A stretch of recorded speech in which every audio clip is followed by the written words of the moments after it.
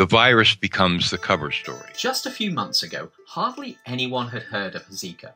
Now the virus is spreading rapidly through Brazil, Central America and beyond, and there are growing concerns that it may be associated with a birth defect called microcephaly. As experts continue to investigate possible links between Zika and microcephaly, we thought it would be useful to highlight 5 things worth knowing here, especially if you're a woman living in a Zika-affected area or are considering visiting one. 1. Zika is primarily carried by mosquitoes, and not just any mosquito. The primary culprit here is the species Aedes aegypti. It's a mosquito that loves people, and it's also associated with diseases like dengue, yellow fever, and chikungunya. It hangs around inside our homes as well as outside. It bites during the day, it can breed in just a spoonful of standing water, and it's a sip feeder, meaning that it'll quite happily feast off a whole crowd of people, spreading disease as it goes. Using insect repellents and pesticides, covering up and getting rid of places where the mosquito can breed, like small puddles or even a soda can, all reduce the chances of being bitten. 2. The links between Zika and microcephaly are not yet certain, but the evidence so far has got experts very worried. The big concern is that if you're pregnant and become infected, your child may be born with the condition as a result. There's a lot we still don't know about the chances of having a child with microcephaly if you get Zika, but experts are concerned enough that they're urging people to act as if there is a reasonable risk, just in case. Of course, Zika isn't the only cause of microcephaly. Even without Zika, for every 5,000 babies born in the US, for example, there's a good chance that one will have the condition. And there are indications that the pre-Zika numbers are even higher in Brazil. What we don't yet know is how much higher the chances of having a child with microcephaly might get as Zika spreads. 3. Scary as it might sound, having a child with microcephaly is not the end of the world. Microcephaly refers to babies that are born with a smaller than average head size. Sometimes this can lead to severe disabilities, but often the effects are more manageable. If the microcephaly is really bad, your baby's brain might not develop fully. This leads to a condition called severe microcephaly, and children born with it need a lot of support from their parents and others.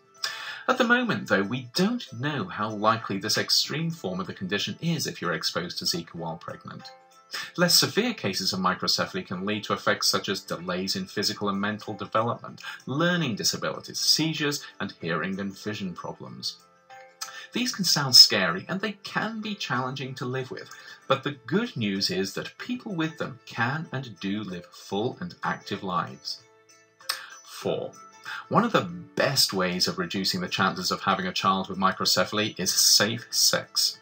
This obviously doesn't work if you are planning to get pregnant, but a surprising number of pregnancies are unplanned and unexpected, and it's these where safe sex and birth control can help reduce the risks if you're exposed to Zika. This becomes even more important amongst teenage girls, where the majority of pregnancies are unplanned. Part of the problem is that if you're not planning to get pregnant, there's a reasonable chance that you won't even realise you're pregnant for the first 2 or 3 months. Yet these months are when your child is most vulnerable to factors that can affect brain development, including possibly Zika. Safe sex, using condoms in particular, also helps guard against getting Zika from someone who is already infected. And while experts are still working out how serious this risk is, it's probably a case where safe is definitely better than sorry. 5. One of the best defences against fear is good information from people who know their stuff. Let's face it, Zika and microcephaly are concerning, especially as there's so much we still don't know. And because of this, there's a very understandable temptation to jump to conclusions and imagine the worst. Yet perhaps the biggest danger here is getting caught up in imagined fears that aren't supported by what we do know. Of course, it's not always easy to know who to trust when rumours start flying around, but here's a rule of thumb you might find useful. When you hear something about Zika and microcephaly, including the stuff in this video, Ask yourself whether it makes sense, whether the source is credible, and whether it's backed up by credible experts and organisations. And if the answer's no, proceed with caution. And on that note, please do check out the links in the blurb below for more information on Zika and Microcephaly.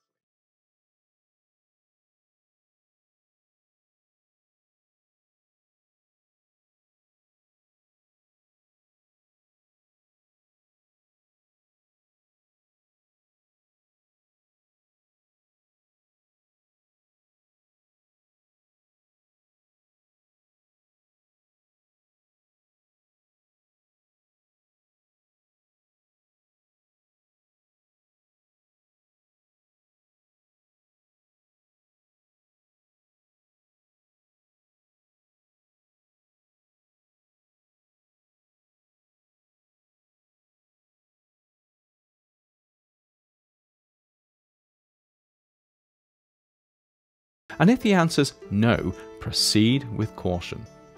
And on that note,